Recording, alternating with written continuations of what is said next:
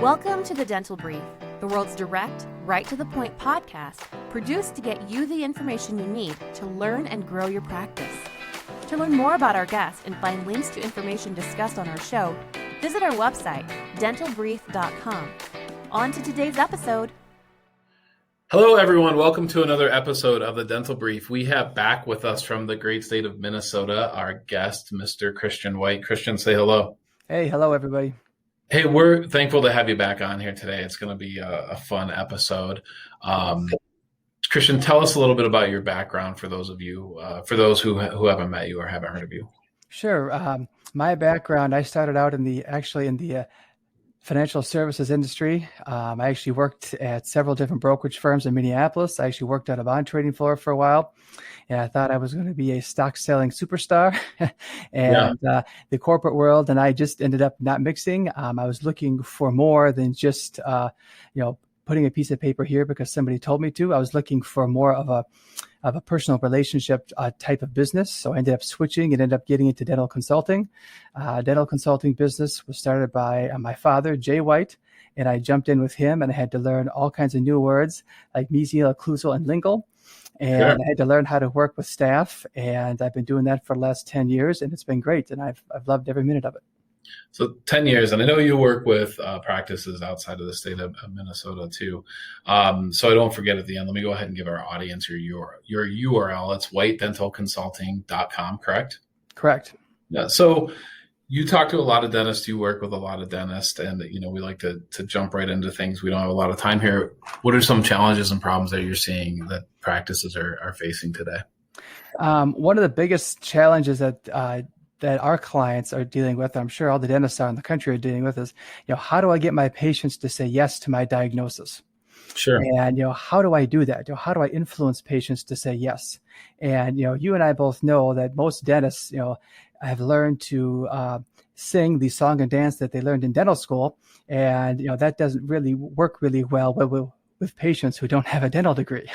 They may not know what an implant is or a crown is. And so everything just goes right over their head. So they walk right out the front door and they don't schedule. Sure. And so, how do you deal with that? Well, here's a few things for, all the listeners to kind of just chew on a little bit. In dentistry is still a relationship focused business. Our business, we clearly believe that, and that's how we work with all of our clients. So there's two words that define every dentist's life. The first word is efficiency. Now, dentists understand this because, I need to perform a dental procedure efficiently, which means I need to do it faster because that's basically how I increase my income. And my income is affected negatively if my hands or if I do it slower.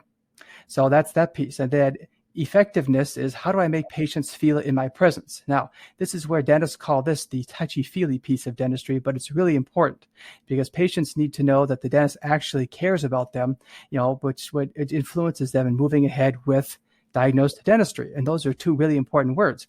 Patrick, if you're out with your wife and you guys go to a really nice restaurant for a wedding anniversary, and if you're treated efficiently, you'll never come back. Because it's not about the food. Just like in dentistry, it's not about the tooth. There's more to it than that. But dentists and dental teams don't know that. They don't pay any attention to that. That's a great way to tie that together. I never thought about it like that. That's brilliant, Christian.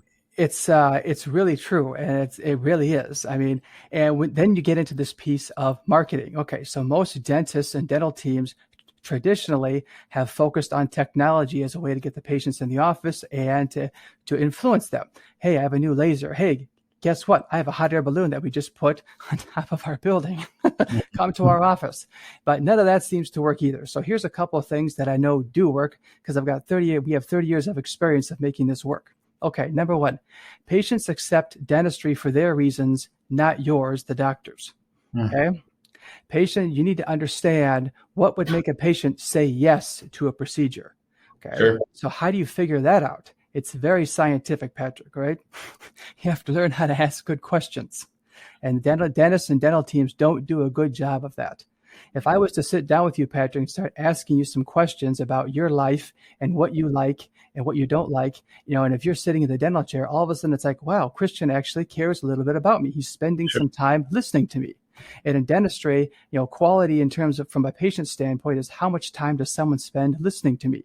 In dentistry, we really miss that boat. Second piece, patients say yes to benefits, and the benefits are always non-clinical. The patients do not have the dental degree that the dentist and the dental staff do. They don't know what a occlusal or mesial or lingual, or sometimes they don't even know what an implant or a crown is. So when you use these words, it goes right over their head. You have to understand, from the patient's standpoint, what is the benefit to them? How is having a crown put in my mouth going to change my life? Okay, Mr. Dentist, go, tell me. Okay. And they don't do a good job of that. So patients walk right out the front door and they don't schedule. So that's another piece. And the last piece, real quick, is trust. In a dental practice, how do you establish trust with a patient? Okay, that's $1 million question. Okay, most patients, feel it's more important to feel understood by the doctor than it is for them to understand the doctor's treatment plan. And again, doctors, dentists, and staff aren't trained to deal with this. This is why we're in business. We do a lot of consulting around this piece. Patients need to feel that you care about them. I know this is the touchy-feely piece again, but this is the piece where, if you can connect with this piece in a dental practice, you will increase your acceptance rate by 20 to 30% easily doing this. You have to ask the patient good questions. And when you focus on just the actual procedure, then you force the patient to do this, Patrick. They ask, well, how much? And it's like, well, then the dentist is stuck and, and he or she or the rest of the staff don't have anything that they can really say to the patient at that point. Well, let me go ahead and bring in Sarah because she's going to go over all the financials with you. She comes in and the patient ends up leaving and not scheduling. Right. So, we're in an experience business. Patients come in for an experience, just like in the restaurant business. You don't just come in for the food. There's another part of that that's also important, that if that's not there, you'll never come back. Dental practice works the exact same way. This became so important during COVID. The last year in 2020, it was so important for dental practices to be able to do that, to make patients feel comfortable when they come in the office, to listen to them, because patients had a lot of concerns and a lot of things that were going on that were influencing their ability to, or their ideas or their buying decisions for a dentistry. And it's still that way today. Sure. Yeah, that makes a lot of sense. Christian, I want to ask you a couple of questions. Sure. Some kind of things that I've been thinking about a little bit. And when a dentist is presenting, let's say they present 4 crowns in a day. They have 4 patients come in, all 4 of them need crowns, or all $1,500 cases. And the first 3 say no. My guess is that 4th one's going to say no too, right? Well, it's not always, but right. But obviously there's math in there, but I'm guessing the more a patient is saying no to a dentist, the less confident they are probably in presenting to patients, correct? If they hear no. It can affect the psyche, yes. Yeah.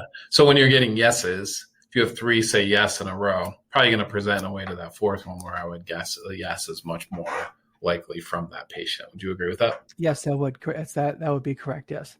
Yeah. So if we're not presenting well, right, and we're not really presenting a case at the level of importance that is to that patient, we're getting more no's. We're actually not providing nearly the level of patient care in the industry as we should be, in my opinion. Do you agree with that? Yeah, I do, Patrick. You're spot on. Yeah. So I love how you brought it to the restaurant industry because, and what is important to them. And I find myself in that, that same situation where, obviously price is important to everybody on some level. But man, when people start talking to me about products and services and all they're focused in on the price, I'm like, oftentimes I don't care about the price. I don't. I care about my time and the lack of convenience and the headache something could cost me in the future. So I always tell people, well, if you're presenting to me on a crown or any type of, dental care, present to me that I'm not going to have to come back. Right. That I'm not going to come back over and over and over again, and I'll sign up. Right. So I agree with you, 100% on that. Let's talk a little bit for like 2 seconds about staffing issues that are going on right now and how this relates to case acceptance too, right? Because I would imagine if you're short on staff, more than ever, you have to get that case acceptance up because you don't have the staff to see as many patients in the first place. Would you agree with that? Yeah, it's, and in Minnesota right now, there's a huge staffing shortage.